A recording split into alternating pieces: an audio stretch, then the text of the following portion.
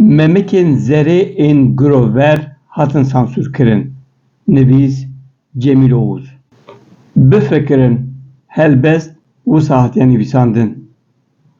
Her du memekê min ên girover nava devê te kira, bikişiya şîr û hingiv te dil û can tem kira, me êvarê heya sibê xewa şîrîn nekira, bedewiya min delalê teyê wê gavê fehm kira. Lê tu guh didî stranê beşa her du memekê min ên girover nava devê te kira têde nîne. Çima? Em qal bikin.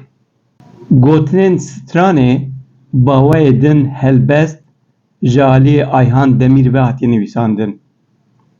Tara Mamedova niha ew helbest wekî stran bi navê Zerê pêşkeş kiriye û sansûra li ser memekên zerê jî li vir dest pê kiriye.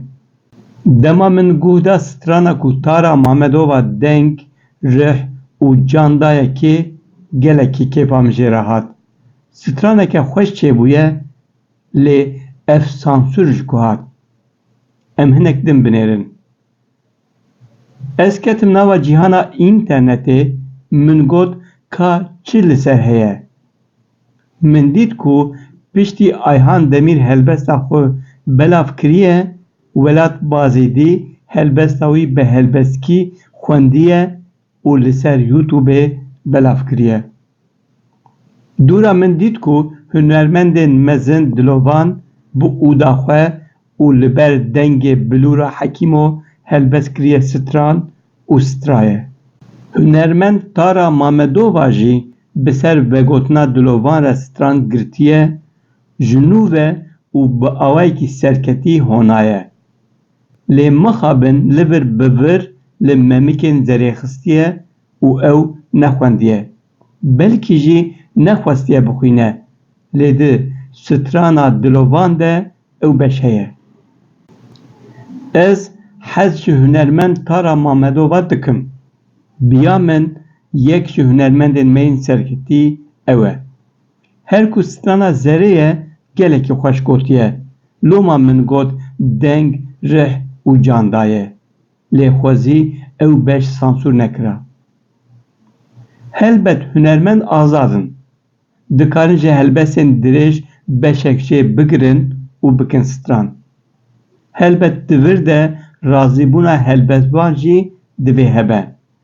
Di mesela memekên zerê de hêja Tara Mamedova ji helbestvan pirsiye yan na ez nizanim.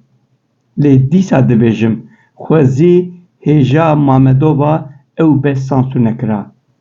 Çima? Ji ber ku ew hestên jinekê ne. Ew bi xwebaweriya jinekê ye ku dibêje her du memekê min ên girover nava devê te kira, bikişiya şîr û hingiv te dil û can tem kira. Her wiha ev beş beşeke serketî, beşeke xweş, beşeke girîng a helbestê ye. Ev beş beşeke wêrek ji pênûsa helbestvan derketiye. Rengê helbestê, rihê helbestê ye. Sansûr li memekên zerê ket û çû jî. Bila canê Tara Mamedova jî ya dilovan û ya Ayhan Demîr jî sax be. Dilovanê ku me ji gelek stranê wî hez dike em hez dikin jî, Taraya em her guh didinê jî bila her hebin. û miheqek li zerêya dilovan jî ya Tara Mamedova jî guhdarî bikin.